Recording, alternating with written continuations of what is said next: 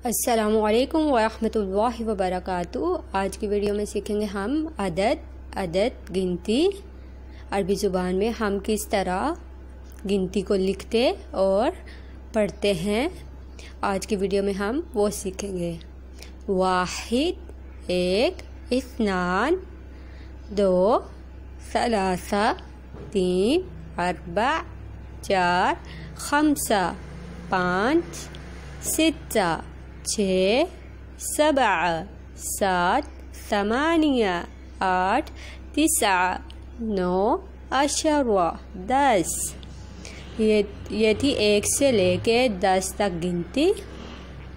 वाहिद, इस्नान, सलासा, अरबा, खम्सा, सित्ता, सबा, समानिया, तिसा, अशरा।